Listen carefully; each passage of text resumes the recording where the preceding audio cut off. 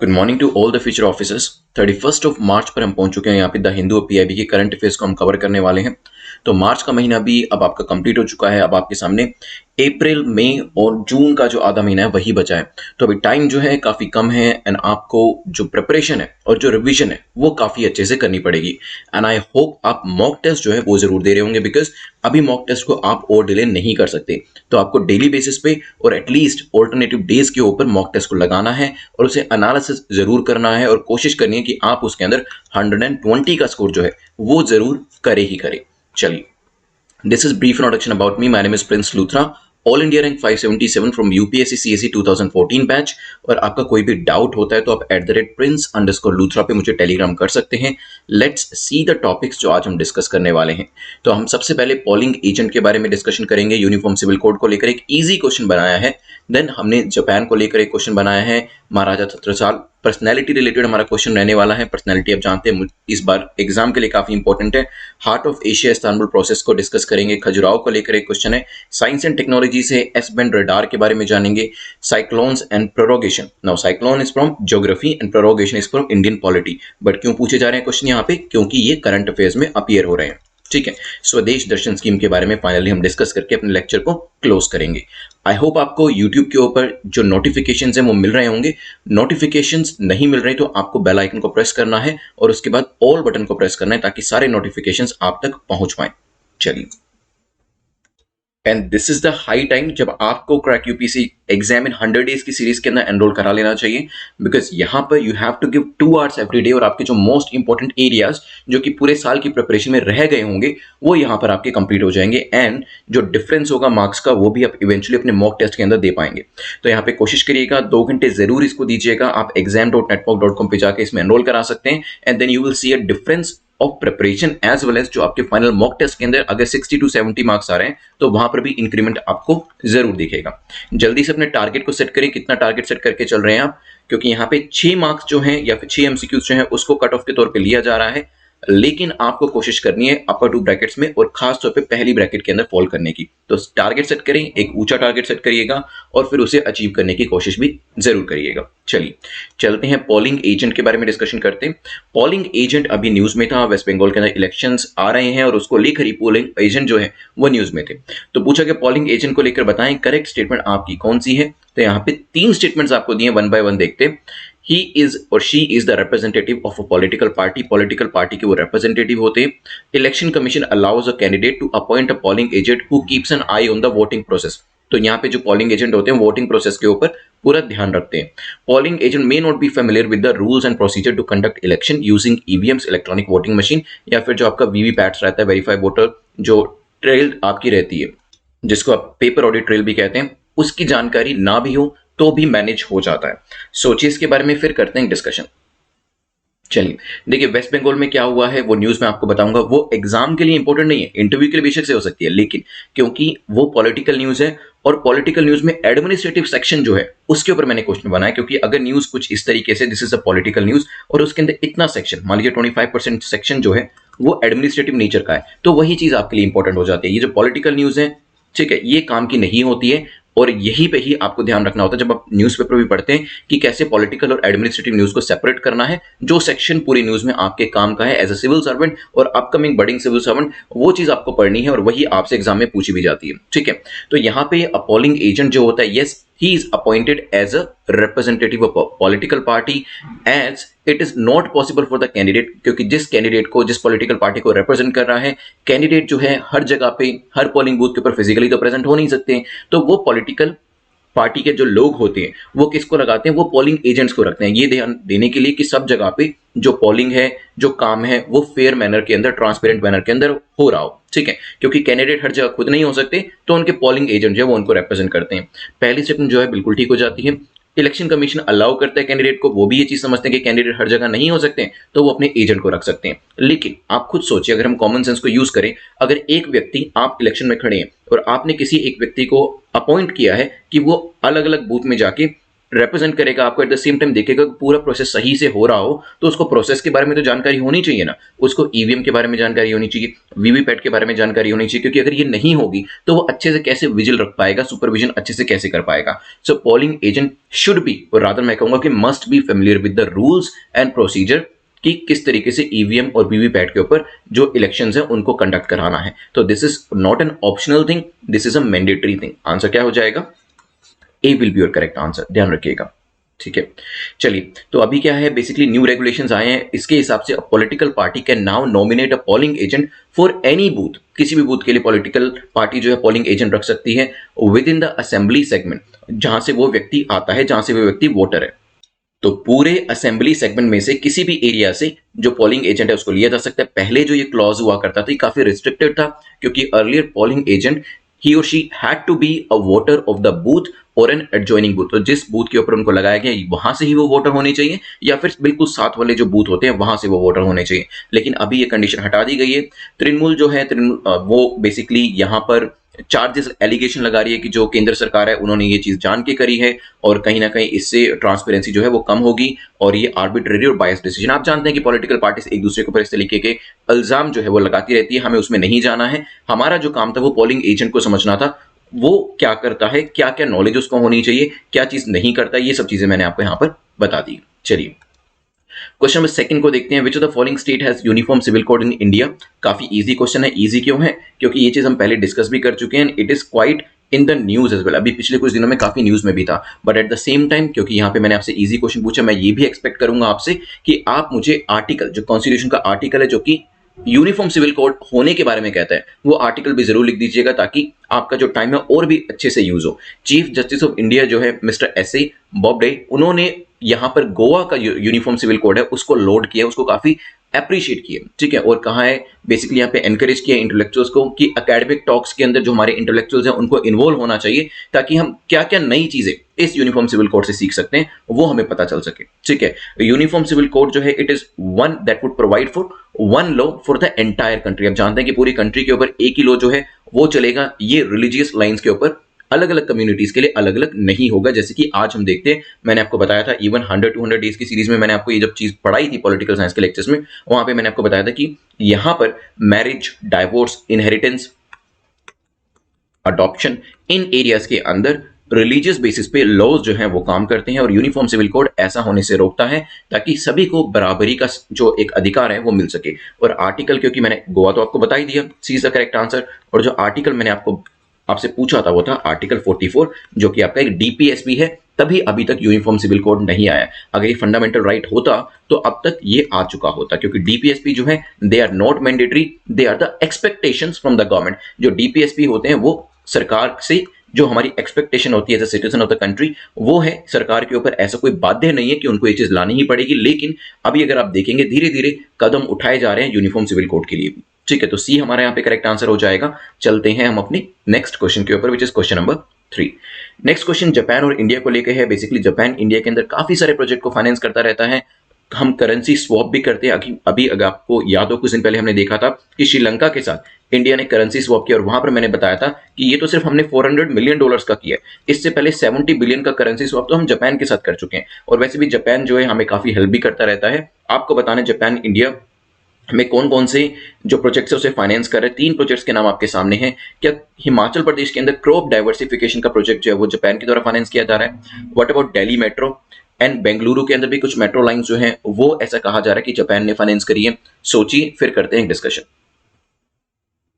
चलिए, देखिए, जापान ने अभी एक लोन को फाइनलाइज किया है और ग्रांट भी बीच बीच में देता रहता है, जिसमें 233 बिलियन येन ये दिए जाएंगे फॉर वेरियस की इंफ्रास्ट्रक्चर प्रोजेक्ट्स जो कि इंडिया के अंदर चलाए जाएंगे। ठीक है, तो इसके अंदर एक project even Andaman and Nicobar के अंदर भी आने वाला है। तो यहाँ पे डॉलर्स नहीं है, येन है, लेकिन फिर भी अपने आप में काफी बड़ा अमाउंट है। 233 बिलियन येन जो है वो जापान भारत के अंदर प्रोजेक्ट्स को फाइनेंस करने के लिए देने वाला है। अगर हम बात करें क्रॉप डाइवर्सिफिकेशन हिमाचल के अंदर हो, दिल्ली मेट्रो का प्रोजेक्ट हो, बेंगलुरु की मेट्रो लाइन हो, यहाँ पर जापान ने हमें काफी ज्यादा फाइनेंस भी किया है और हेल्प भी दी है। आंसर क्या हो जाएगा? D will be the correct answer. लेकिन जापान, क्योंकि हम डिस्कस कर रहे हैं, देखिए पुरानी चीजों को डिस्कस करना भी मेरी रिस्पॉन्सिबिलिटी बन जाती है, ताकि पिछले 1 साल के अंदर जो भी चीजें न्यूज में थी वो मैं आपसे पूछता रहा हूं और बीच बीच में वो चीज आपको रिमाइंड कराता रहूं। मैंने लास्ट टाइम जापान के बारे में एक यहाँ की, क्योंकि देखिए क्रॉप डाइवर्सिफिकेशन के अंदर हमें हेल्प करी जा रही है, तो कहीं ना कहीं बॉटनी के अंदर भी जापान जो है उसकी महारत है, उसकी एक्सपर्टीज है। लास्ट टाइम मैंने एक मेथोडोलॉजी का जिक्र किया था, एक मेथड था जो कि एक जापानीज टेक्निक है जिसको कि पौधों को उगाने में यूज किया जाता है। उस टेक्निक का नाम मुझे बताइएगा। मैं क्यों पूछ रहा हूं आपसे, क्योंकि ये अपकमिंग एग्जाम में आपसे पूछी जा सकती है, क्योंकि पिछले एक साल में ही न्यूज में थी ये टेक्निक और मल्टीपल टाइम ये न्यूज में आई है। तो उस टेक्निक, वो जो टर्म है, उस टर्म का नाम मुझे जरूर बताइएगा, क्योंकि जापानीज टेक्निक है, जापान का जिक्र हुआ है, तभी मैं आपसे पूछ रहा हूं। और अगर मेंस के अंदर पूछा जाता है क्वेश्चन, तो मैंने आपको ये मेंस के लिए भी स्लाइड दे रखी है कि हम कहां कहां पे जापान और इंडिया आपस में कोऑर्डिनेशन कोऑपरेशन कर रहे हैं। क्वाड हो, 2+2 डायलॉग भी चल रहा है हमारे बीच में, IGDP भी है, that is India Japan digital partnership. हमारे बीच में special strategic and global partnership, जिसको शॉर्ट में SSGP कहा जाता है। देन हमारे बीच में सेपा भी है, India Japan comprehensive economic partnership agreement. ठीक है, तो ये 5 पॉइंट्स तो मैंने आपको यही दे दिए। देखिए जब मेंस का एग्जाम होगा तो आपको यही 5 पॉइंट्स जो है वो 150 to 250 वर्ड्स में लिखेंगे और आप इसको अंडरलाइन भी करेंगे, क्योंकि जब आप कोड के ऊपर लिखना शुरू करेंगे तो वैसे ही यहाँ पे एक एक पॉइंट में भी अगर आप 30 to 40 वर्ड्स का यूज करते हैं, और बिलीव मी 30 to 40 वर्ड्स बहुत जल्दी हो जाएंगे। ठीक है, तो यहाँ पे 100 to 50 to 50 वर्ड्स का आंसर आसानी से लिखा जा सकता है। लेकिन वो चीज आप तभी लिख पाएंगे जब ये 5 पॉइंट्स आपको याद होंगे। तभी मैं कोशिश करता हूं कि आपको मेंस के बारे में भी यही बता दूं, ताकि आप अपने नोट्स के अंदर इन चीजों को नोट डाउन कर लें, क्योंकि नोट्स आपको बहुत बड़े बड़े नहीं बनाने। अगर आपने ये 5 पॉइंट्स लिख लिए, इनके बारे में थोड़ा थोड़ा आपको पता है, तो मेंस के अंदर बिल्कुल भी परेशानी नहीं होगी। ये चीजें आपसे प्रीलिम्स में नहीं पूछी जाएंगी, बहुत कम चांसेस होते हैं, काफी स्पेसिफिक क्वेश्चन जो है पूछा जा सकता है। लेकिन मेंस के अंदर अगर आप ये कोड लिखते हैं, फिर कोड को अंडरलाइन करते हैं, देन आप 2+2 डायलॉग जो इंडिया और जापान के बीच में चलता है उसको लिखते हैं, और फिर इसको अंडरलाइन करते हैं, तो जो आपका कॉपी चेकर होगा वो सीधा इसको देखेगा कोड, चलो ठीक है, इस व्यक्ति को पता है कि कोड इंडिया जापान के बीच में चल रहा है, 2+2 डायलॉग के बारे में भी पता है, IGDP के बारे में भी पता है, SSGP के बारे में पता है, सेपा के बारे में पता है। तो चलिए 15 में से 11 नंबर, 15 में से 10 नंबर आपको आसानी से मिल सकते हैं। ठीक है, लेकिन तभी मिलेंगे जब वहां पर आप इनको रिकॉल कर पाएंगे। ठीक है, अब क्योंकि हम इंडिया जापान के बारे में बात कर रहे हैं, तो कुछ एक्सरसाइजेस जो इंडिया और जापान के बीच में होती है उसको भी देख लेते हैं। तो कौन कौन सी एक्सरसाइज है बताएं मुझे। बायलैटरल एक्सरसाइज जिमेक्स है हमारे बीच में। ठीक है, जिमेक्स एक नेवल एक्सरसाइज है। देन इसके अलावा शिन्यू मैत्री एक एक्सरसाइज है जो कि एयर एक्सरसाइज, ये आपकी नेवी की है, ये आपकी एयरफोर्स की है। ठीक है, देन हमारी आर्मी की भी एक है जिसका नाम है धर्म गार्डियन। ठीक है, धर्म गार्डियन मत भूलिएगा। साथ ही साथ हमारे पास मालाबार एक्सरसाइज भी है, ये तो काफी फेमस है, इसके ऊपर हमने क्वेश्चन बहुत बार करे भी हैं। ये चीज भी आप मेंस में लिख सकते हैं और इसके ऊपर क्वेश्चन प्रीलिम्स के अंदर भी पूछा जा सकता है। चलते हैं क्वेश्चन नंबर 4 के ऊपर। क्वेश्चन नंबर 4 बात करता है महाराजा छत्रसाल कन्वेंशन के बारे में पूछा गया। ये जो सेंटर है इसको कहां पर इनॉग्रेट किया गया अभी रिसेंटली, यूपी, MP, महाराष्ट्र या फिर राजस्थान के अंदर, सोचे। चलिए देखिए, कल और परसों 2 दिन लगातार हमने खजुराहो मध्य प्रदेश के बारे में डिस्कशन किया था, स्वदेश दर्शन स्कीम के बारे में डिस्कशन किया था कि मिनिस्ट्री ऑफ टूरिज्म के द्वारा स्वदेश दर्शन स्कीम के अंतर्गत काफी सारी ऐसी लोकेशंस हैं जिसको कि प्रमोट किया जा रहा है। यहाँ पे उसी को लेकर ही महाराजा छत्रसाल कन्वेंशन सेंटर जो है इसको खजुराहो के अंदर इनॉग्रेट किया गया है मध्य प्रदेश के अंदर। ठीक है, तो हमारा आंसर हो जाएगा बी। कन्वेंशन सेंटर जो है ये नेम किया गया after the legendary Bundelkhand king Maharaja Chhatrasal. और मैंने आपको बताया है कि जो प्रेजेंट सरकार है ये काफी कोशिश कर रही है ऐसे राजा जिनको हिस्ट्री में जगह नहीं मिली, हमारी हिस्टोरिकल बुक्स में भी जगह नहीं मिली, उन पर्सनैलिटीज के बारे में ज्यादा से ज्यादा जिक्र किया जा सके और ज्यादा से ज्यादा उनको किताबों में भी लाया जा सके और अवेयरनेस भी उनके ऊपर लोगों तक पहुंचाई जा सके। तभी आप देखेंगे टाइम एंड अगेन जो हमारे होम मिनिस्टर होते हैं, जो हमारे प्राइम मिनिस्टर हैं, हमारे प्रेसिडेंट हैं, वो किसी न किसी पर्सनैलिटी को ट्रिब्यूट्स देते हुए हमें न्यूज़पेपर के अंदर दिखाई दे जाएंगे। तो कहीं ना कहीं मुझे लग रहा है कि यस, पर्सनैलिटी के ऊपर क्वेश्चन आपका प्रीलिम्स और मेंस के अंदर इस बार पूछे जा सकते हैं। कन्वेंशन सेंटर जो है वो किसके ऊपर बनाया गया है, हमारे बुंदेलखंड किंग महाराजा छत्रसाल के ऊपर, और ये जो है स्वदेश दर्शन स्कीम के अंदर मिनिस्ट्री ऑफ टूरिज्म के द्वारा इसे इनॉग्रेट किया गया। आंसर क्या हो जाएगा, B will be your correct answer.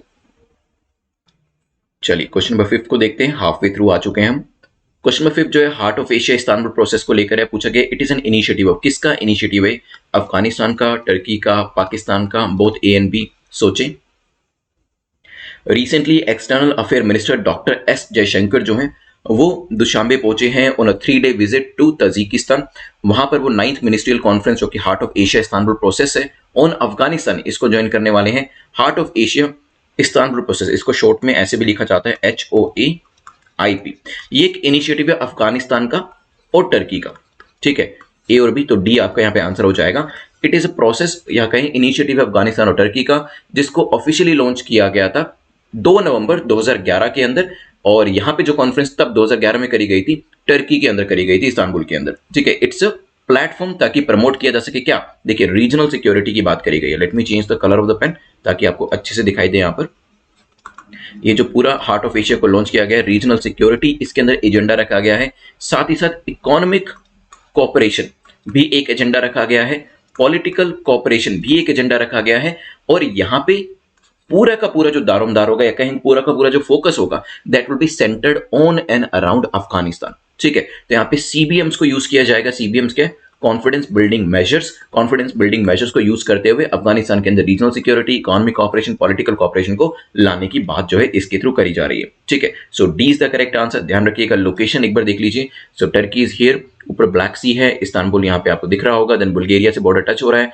नीचे साइप्रस है, मेडिटेरेनियन सी है, सीरिया है, इराक, ईरान, आर्मेनिया, जॉर्जिया से आपका जो बॉर्डर है वो टच कर रहा है। लास्ट टाइम मैंने आपसे पूछा था कि आर्मेनिया अजरबैजान के बीच में conflicted region, and I am happy कि आप सभी ने ही, और मैं तो ये कहूंगा 99% लोगों ने यहाँ पर जो region, conflicted region Armenia Azerbaijan के बीच में था, वो आपका नगोर्नो काराबाख रीजन, उसका आंसर कमेंट सेक्शन के अंदर बिल्कुल सही दिया है। नगोर्नो काराबाख रीजन जो है वो कॉन्फ्लिक्ट को लेकर बीच में न्यूज में था। ठीक है, और आर्मेनिया अजरबैजान भी, दोनों कंट्रीज इसी वजह से न्यूज में थी। तो मुझे अच्छा लगता है ये कि जब आप रिकॉल करते हैं जो चीजें हमने ऑलरेडी पढ़ी हैं, और मैं जब आपसे क्वेश्चन पूछता हूं उसको लेकर, आप उसका आंसर कमेंट सेक्शन के अंदर करते हैं, इससे आपकी भी रिवीजन हो जाती है, और डेफिनेटली जो लोग आपके कमेंट्स को पढ़ते होंगे उनका भी नॉलेज एनहेंसमेंट हो जाता है। चलिए, क्वेश्चन नंबर 6 पे चलने से पहले, crack UPC exam in 100 days की सीरीज में आप एनरोल करा सकते हैं, बिकॉज अभी काफी कम टाइम पड़ा है आपका, और most important topics you would not like to leave, आप नहीं छोड़ के जाना चाहेंगे। और अगर आपका स्कोर जो है मॉक टेस्ट के अंदर 60, 70, 80 तक आ रहा है, तो ये थोड़ा सा डेंजर जोन में आ जाता है, क्योंकि कट ऑफ जो है 100 प्लस भी जाती है, कई बार 95 के आसपास भी चली जाती है, ऐसी बात नहीं है। लेकिन हमें जब प्रीलिम्स का एग्जाम देके घर आना है, तो हमारे दिमाग में ये टेंशन नहीं होनी चाहिए कि क्या मेरा कट ऑफ से ऊपर स्कोर आएगा या नहीं। तो अगर हम 120 का एक सेफ स्कोर ले लेते हैं, 120 को स्कोर करके आते हैं, और जब वापस आके वेरियस कीज से इसे मैच करते हैं, और 120 का स्कोर, 122 का स्कोर, 118 का स्कोर आ रहा होता है, तो ऑन एन एवरेज हमें पता है कि एग्जाम को क्रैक होने के चांसेस काफी ज्यादा हैं, और मेंस की हम बिना किसी टेंशन के तैयारी कर सकते हैं। Therefore to cover the most important topics, और वो 30-40 मार्क्स एक्स्ट्रा अपने जो टोटल स्कोर होगा उसमें जोड़ने के लिए, आप crack UPC exam in 100 days की सीरीज को ज्वाइन कर सकते हैं, या फिर crack UPC exam in 200 days की सीरीज को ज्वाइन कर सकते हैं। मॉक टेस्ट को जरूर आप लगाइएगा, मॉक टेस्ट सीरीज को भी ज्वाइन कर सकते हैं। वैसे इन दोनों सीरीज के अंदर ही आपके वीकली बेसिस पे मॉक टेस्ट होते हैं, और सबसे चीज जरूरी है वो है डेली मॉक टेस्ट। यहाँ पे आपके डेली जो मिनी मॉक टेस्ट होते हैं वो भी कराए जाते हैं, ताकि जब तक एग्जाम आए आपके कम से कम 10,000 क्वेश्चन जो है वो आपके प्रैक्टिस हो जाए, और वहां पर एग्जाम के अंदर किसी भी तरीके से एलिमिनेशन मेथड यूज करना हो या कोई भी स्ट्रेटजी यूज करनी हो एमसीक्यू के अंदर, उसमें आपको परेशानी ना हो। तो आप exam.netmock.com पे जाकर इन दोनों में से किसी भी कोर्स में एनरोल कर सकते हैं। यहां पर आपको वैल्यू एडिट मटेरियल 200 दिन के अंदर और भी ज्यादा मिल जाएगा। अगर आप नेक्स्ट ईयर के लिए सोच रहे हैं, अभी एग्जाम नहीं देना चाहते, so this is the time for you. Delay मत करिए, अभी से तैयारी करना शुरू करिए, क्योंकि एक एक दिन कैसे बीत जाएगा आपको पता भी नहीं चलेगा। बहुत कम टाइम बचता है जब आप एक बार पूरी तैयारी की साइकिल में आ जाते हैं, जब सीरियस तौर पे तैयारी करते हैं। सो मिशन यूपीएससी 2022 के अंदर आप एनरोल कर सकते हैं, जहां पे आपको ये सारी चीजें जो आपको स्क्रीन के ऊपर दिख रही हैं आपकी कवर कराई जाएंगी। सिमिलरली मिशन यूपीएससी 2023 के अंदर भी ये सारी चीजें आपकी जो 2022 के अंदर है वो कवर कराई जाएगी, लेकिन साथ ही साथ 2023 के अंदर जो आपका करंट अफेयर्स होगा वो भी कवर कराया जाएगा, और लाइव सेक्शन का प्रोविजन भी इसके अंदर जो है रखा गया है। तो आप यहाँ पे तैयारी कर सकते हैं एज पर योर कन्वीनियंस, जिस भी साल के लिए आप एग्जाम देने के लिए सोच रहे हैं। क्वेश्चन नंबर 6 को देखते हैं, जो कि खजुराहो को लेकर है। खजुराहो काफी न्यूज में है। खजुराहो को लेकर पूछा है कि बताएं कौन सी स्टेटमेंट आपकी करेक्ट है। Khajuraho group of monument is listed as a UNESCO world heritage site, तो यूनेस्को वर्ल्ड हेरिटेज साइट के अंदर से लिस्ट किया हुआ है। टेम्पल्स जो है वो फेमस है द्रविड़ स्टाइल आर्किटेक्चर के लिए, सिंबोलिज्म के लिए, और इरोटिक स्कल्पचर के लिए। सोचे क्या हो सकता है। खजुराहो आपके 19 प्लेसेस जिनको कि अभी आइकॉनिक डेस्टिनेशन स्कीम के अंदर रखा गया, उनमें से भी एक है। आइकॉनिक डेस्टिनेशन स्कीम के बारे में हमने कल पढ़ा था, जब हमने रात को 8 बजे यूट्यूब के ऊपर लाइव लेक्चर देखा था। यहां पर आपको बताना है खजुराहो को लेकर 2 चीजें दी हैं, सोचें। चलिए देखिए, पहली चीज काफी इजी है, हमने पढ़ा है Khajuraho UNESCO world heritage site जो है, यहां पर इसको लिस्ट किया गया है, तो पहली स्टेटमेंट आपकी ठीक हो जाती है। अगर हम बात करें टेम्पल्स जो है वो द्रविड़ स्टाइल ऑफ आर्किटेक्चर के लिए फेमस है, तो नहीं, the temples are famous for Nagar style. Nagar और द्रविड़ स्टाइल का डिफरेंस जो है वो हम ऑलरेडी स्टैटिक पोर्शन के अंदर कवर कर चुके हैं।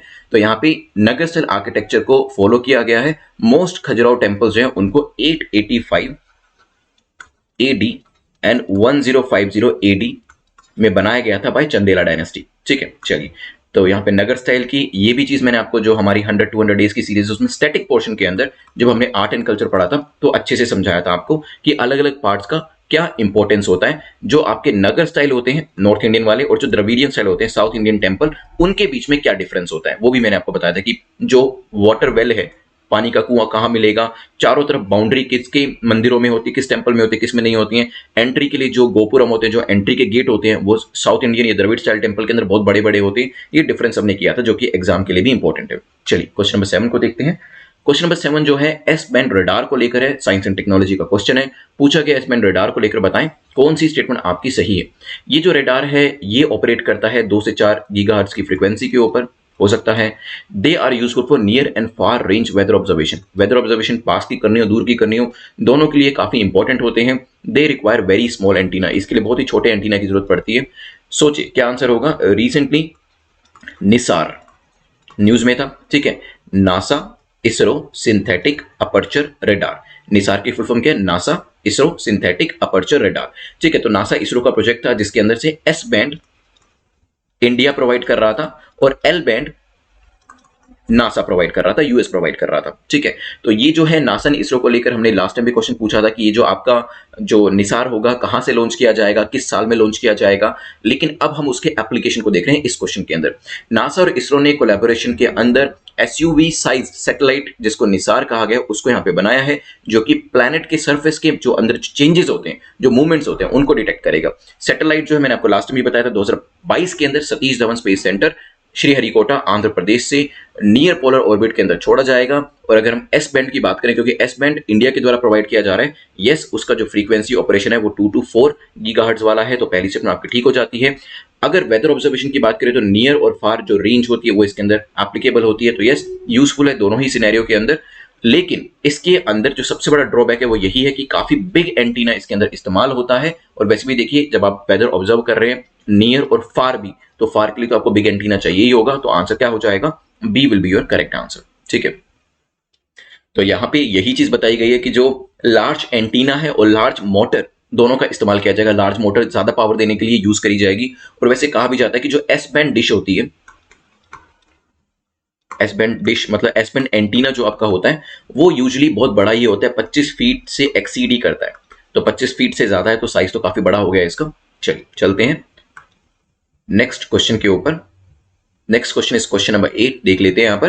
Put the following from oldest to newest. ठीक है, अभी 3 आपको यहां पर साइक्लोन्स के नाम दिए और इनके बारे में जिक्र मैं क्यों कर रहा हूं, क्योंकि प्राइम मिनिस्टर ने अपनी मन की बात के अंदर माइक्रो फॉरेस्ट का कॉन्सेप्ट भी हम कवर करेंगे, लेकिन आज नहीं कल करेंगे उसे। माइक्रो फॉरेस्ट का यहां पे जिक्र किया था प्राइम मिनिस्टर ने, और मैंने आपको पहले भी बताया कि जो मन की बात है उसको सुना करिए, बिकॉज कहीं ना कहीं वो लीडरशिप जो है, क्योंकि prime minister is the leader of the country, तो यहाँ पे जो लीडरशिप जो चीजें बताती है वही आगे नीचे तक आती है, नीचे तक फिल्ट्रेशन होकर आती है, और वो कहीं ना कहीं आपके एग्जाम के लिए भी इंपॉर्टेंट हो जाती है। तभी मैं कहता हूं कैबिनेट मिनिस्टर्स हो, प्राइम मिनिस्टर हो, प्रेसिडेंट हो, वो जो भी चीज कर रहे हैं, किसको ट्रिब्यूट पे कर रहे हैं, कौन सी स्कीम के बारे में बात कर रहे हैं, वो आपके एग्जाम के लिए इंपॉर्टेंट हो जाती है।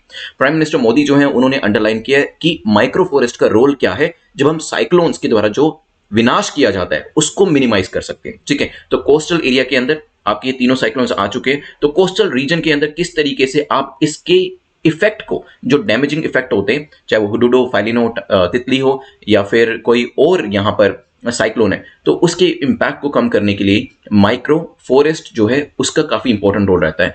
थ्रू हिज मन की बात प्रोग्राम प्राइम मिनिस्टर ने 2 उड़िया एक्टिविस्ट है जिनका नाम है mister Vijay Kumar Kabi and Kendrapara and other is mister Amrish Samantar, उनका यहां पर जिक्र किया है और उनके एफर्ट्स को भी यहां पे लोड किया है, अप्रिशिएट किया है। ठीक है, अभी नाम जो है वो इंपॉर्टेंट नहीं है यूपीएससी एग्जाम के लिए। अगर आप किसी दूसरे एग्जाम के लिए तैयारी कर रहे हैं तो वहां पर जैसे ग्रुप बी या ग्रुप सी या फिर किसी जनरल नॉलेज वाले एग्जाम के लिए तैयारी कर रहे हैं जहां पे जीके पूछा जाता है, जहां पे जनरल अवेयरनेस नहीं जनरल नॉलेज पूछा जाता है, वहां के लिए इंपॉर्टेंट हो जाते हैं नाम। लेकिन यूपीएससी के अंदर ये नाम नहीं पूछे जाएंगे। फिर भी मैंने आपको नॉलेज के लिए बता दिया, पूरा बैकग्राउंड बता दिया। प्राइम मिनिस्टर ने एम्फोसाइज किया है कि हमें माइक्रो फॉरेस्ट जो है उसको क्रिएट करना चाहिए ताकि जो कोस्टल विलेजेस हैं उनको बचाया जा सके जब भी इस तरीके के साइक्लोन्स आते हैं और वो विनाश का कारण बनते हैं। मैं आपसे ये जानना चाह रहा हूं कि आप मुझे oldest to newest in cyclones के बारे में बताएं कि सबसे पहले कौन सा साइक्लोन आया था, पहले नंबर पे, फिर दूसरे नंबर पे, फिर तीसरे नंबर पे, जल्दी से बताएं।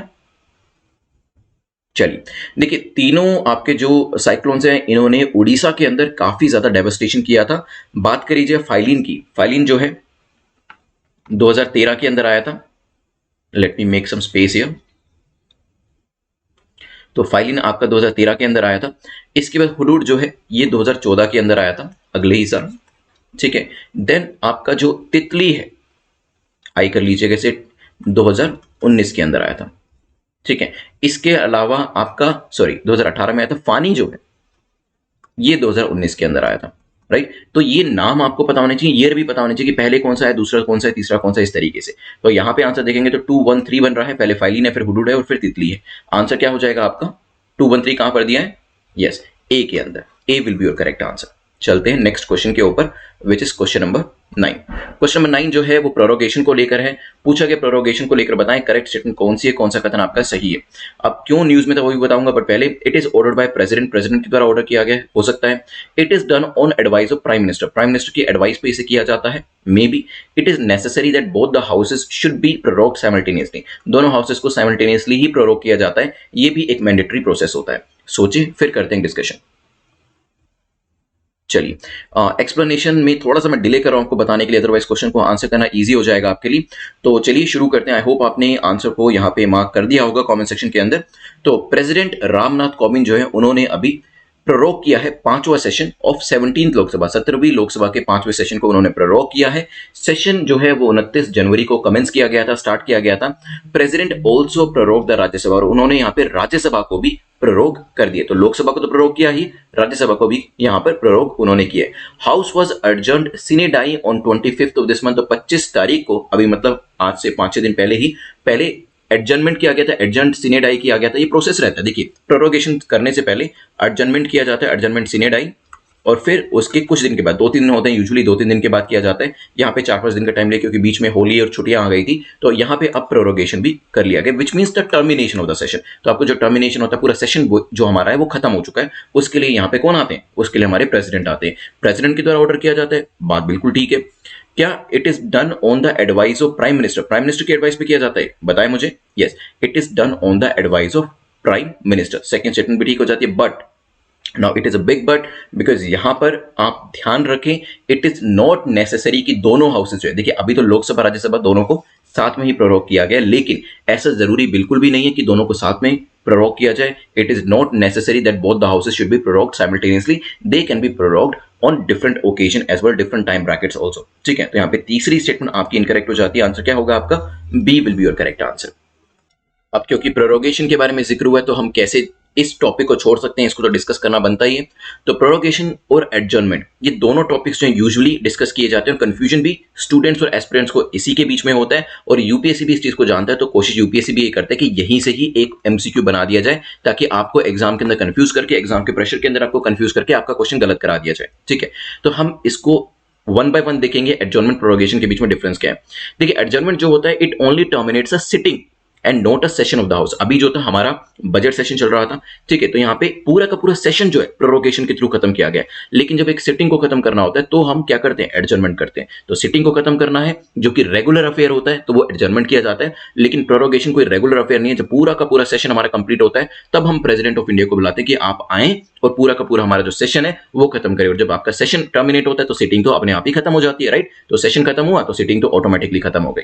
देन एडजर्नमेंट जो एवरीडे अफेयर होता है, तो यहां पर it is done by presiding officer. तो स्पीकर, डेप्यूटी स्पीकर, जो आपके वाइस चेयरमैन होते हैं, वही इस चीज को कर देते हैं। तो यहां पर प्रेसिडेंट को बुलाने की जरूरत नहीं होती, क्योंकि प्रेसिडेंट को सिर्फ स्पेशल ओकेजन पर बुलाया जाता है। जैसे कि प्रोरोगेशन के केस में यहां पर प्रेसिडेंट ऑफ इंडिया को बुलाया जाएगा जब आपका 2-3-4 महीने के अंदर जो सेशन है वो कंप्लीट हो जाएगा।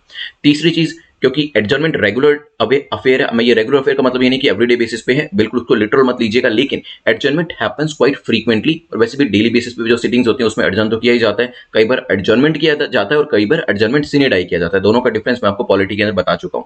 It does not affect the bills, क्योंकि देखिए जब एडजर्नमेंट कर ही रहे हैं, एवरीडे अफेयर है ही आपका, तो यहाँ पे आपके बिल्स क्यों इफेक्ट होंगे? आपके जो पेंडिंग बिजनेसेस हैं वो क्यों इफेक्ट होंगे? जो चीज आज नहीं हो पाई वो कल हो जाएगी, जो कल नहीं हो पाएगी वो परसों हो जाएगी। इस तरीके से आपका जो बिजनेस है, मतलब बिजनेस ऑफ द हाउस है, वो चलता रहेगा। ठीक है, लेकिन प्रोरोगेशन के अंदर क्या होता है? It also does not affect the bills और any other business pending before the house, क्योंकि वो नेक्स्ट सेशन के अंदर लिया जा सकता है। लेकिन जितने भी पेंडिंग नोटिस होते हैं अदर देन द नोटिस जो कि बिल्स को इंट्रोड्यूस करने के लिए दिया गया है वो सभी लैप्स हो जाते हैं और वो नए सेशन में नई तरीके से इंट्रोड्यूस किए जाते हैं। ये मेजर डिफरेंस है एडजॉर्नमेंट प्रोरोगेशन का, जो कि हर कैंडिडेट को, हर एस्पिरेंट को पता होना चाहिए। चलिए आज के लास्ट क्वेश्चन पे चलते हैं। The last question talks about स्वदेश दर्शन स्कीम पूछा गया, इसको लेकर बताएं करेक्ट स्टेटमेंट कौन सी है। ये एक सेंट्रल सेक्टर स्कीम है, 2014-15 में इसे लॉन्च किया गया था और इसके अंदर 15 थीम बेस्ड सर्किट्स को इलेक्ट किया गया। जल्दी से बताएं। चलिए देखिए, रिसेंटली जो आपकी स्वदेश दर्शन स्कीम है ये काफी न्यूज में है।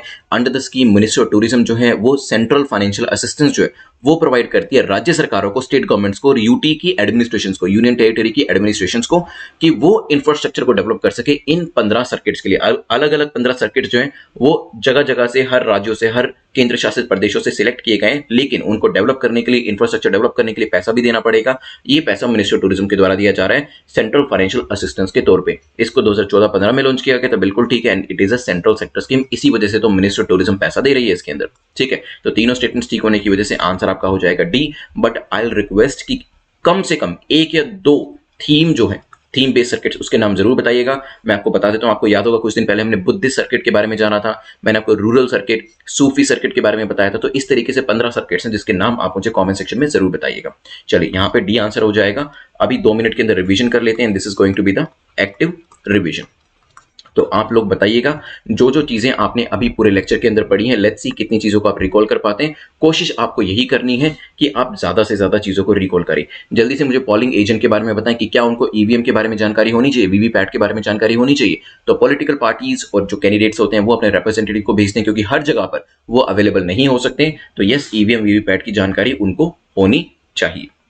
फिर हमने डिस्कशन किया था यूनिफॉर्म सिविल कोड इजी है, गोवा के अंदर है, और यहाँ पे सीजीआई इसको लेकर अभी न्यूज में थे, तो क्वेश्चन इसके ऊपर बन के आ सकता है, मेंस के अंदर भी ये क्वेश्चन पूछा जा सकता है।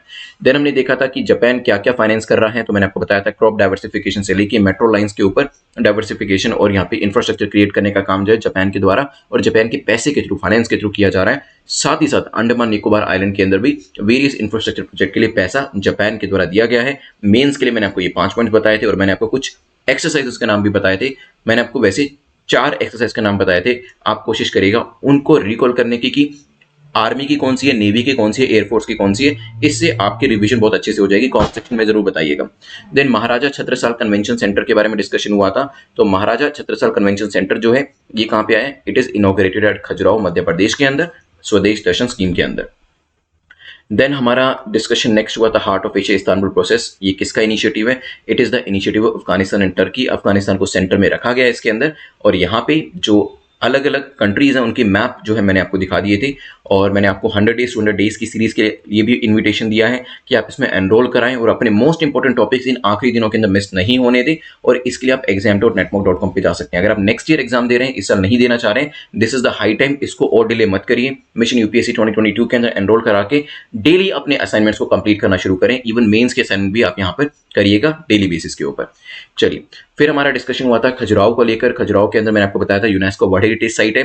तो मुझे बताएं किस स्टाइल का, नगर स्टाइल या द्रविड़ स्टाइल के टेम्पल्स यहाँ पाए जाते हैं, कमेंट सेक्शन में बताइएगा मुझे। तो यहाँ पे मैंने आपको बताया था नगर स्टाइल के जो टेम्पल्स हैं वो पाए जाते हैं। देन हमने एस्पेन रडार के बारे में जिक्र किया था। एंटीना छोटा होता है या बड़ा, ये बताइएगा। 2 से 4 गीगाहर्ट्ज की फ्रीक्वेंसी पे ये काम करता है। नियर और फॉर जो वेदर ऑब्जर्वेशन होती हैं वो भी इसके द्वारा करी जाती हैं। और निसार के बारे में भी हमने डिस्कशन किया था। जो इसमें डिश होता है, एंटीना जो होता है वो काफी बड़े साइज का होता है, 25 फीट या इससे ज्यादा का। देन अलग अलग साइक्लोन्स के बारे में जिक्र हुआ था। सबसे पहले फाइलिन था, फिर हुडुड था, फिर तितली था, उसके बाद फैनी था। ठीक है, तो यहाँ पे इसकी मुझे ईयर भी बताइएगा कि ईयर जो है वो क्या क्या है, वो एग्जाम में आपसे पूछे जा सकते हैं। देन हमने क्वेश्चन नंबर 9 में डिस्कशन किया था प्रोरोगेशन के बारे में। कौन लेके आता है, प्रेसिडेंट करते हैं, प्राइम मिनिस्टर के ऑर्डर पे करते हैं, और लोकसभा राज्यसभा के अंदर अलग अलग टाइम पे भी इसे किया जा सकता है। मैंने आपको प्रोरोगेशन और एडजर्नमेंट के बीच में क्या डिफरेंस है वो भी बताया था।